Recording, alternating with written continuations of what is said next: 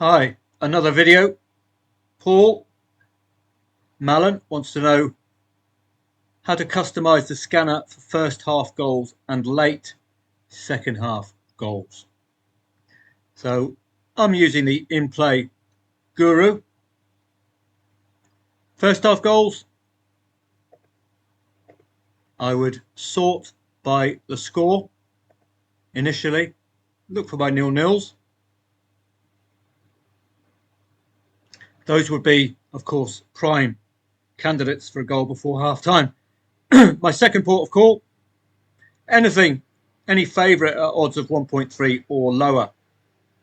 I would highlight them and stick them at the top because those odds suggest goals, don't they? What else would I do for first half goals? I would ensure that I've got the expected goals here. It's probably not going to appear in these lower tier matches because this is the international break, so it's a pity I can't show you the XG column in all its glory, but you'll see that in a live stream on a Saturday. So, scoreline, of course, 0-0. Have that targeted if you're looking specifically for first half goals. Secondly, target those matches where you've expected or the market expects first half goals already. You can find that in a couple of ways. Go to stats here. First half goals scored first half average, goals conceded first half average. What I would also do, because I'm looking for goals, over 1.5 goals if they've got a 100% record with that, over 2.5 goals if they've got a 100% record with that, it means they're scoring three goals between them. So you can infer the possibility of at least one goal before half time.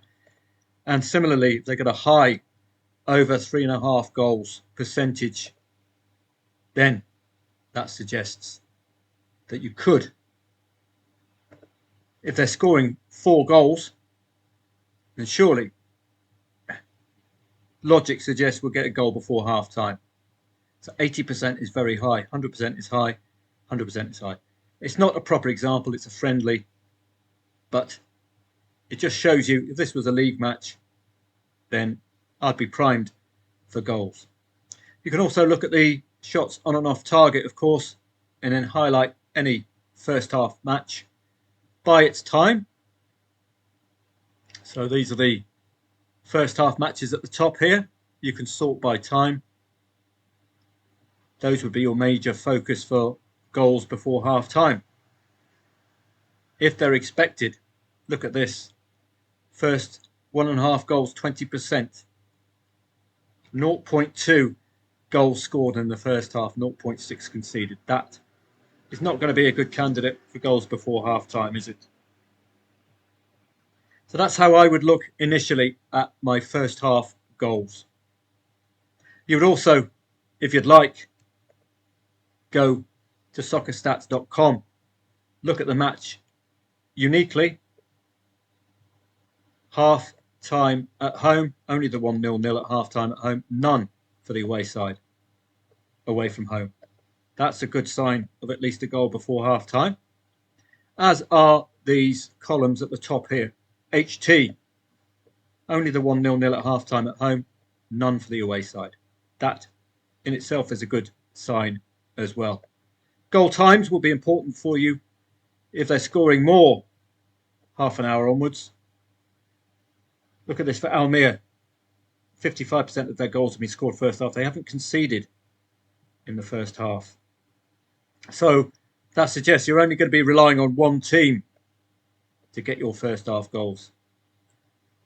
First half goals away from home, well, it's a low percentage, isn't it? In its 40s, and you see that. Should see that here. Oh, you won't, because this match has been played a bit later on. Second half.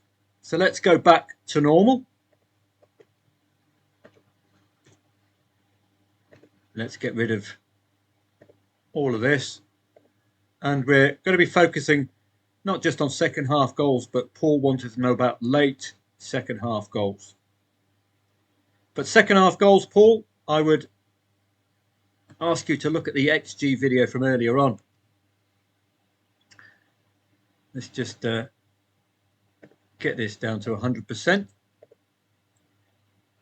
If you're seeing these kind of stats and it's only 1-0 at half time,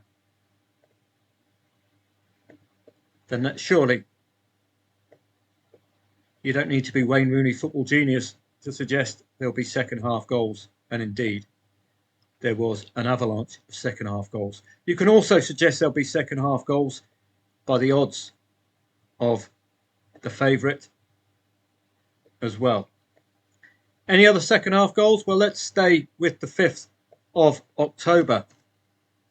Now, I wish I could have shown you the in-play stats for the Napoli match. Look for this scenario as well, Paul, if you're looking for second half goals, not necessarily late, but we'll move on to the late afterwards. Napoli and Genoa. And again, you'll see this on the XG this morning. First half, we've got a 1.45 favourite, a goal down in the first half. And they don't deserve to have scored. But look at the second half turnaround, 11 total shots, 5 on, 2 off. Now, for you to have found second half goals in this match, the momentum was the key factor there. So if you can get this momentum graph, what happened with Napoli was it was flat as a pancake for them in the first half, not doing anything. Suddenly, in the second half, their momentum started to move upwards. Their expected goals started to get far better than 0.3 from the first half. Shots started to increase in the second half. Pressure started to increase, and that's the way to anticipate second half goals. When a very, very strong favourite is a goal down.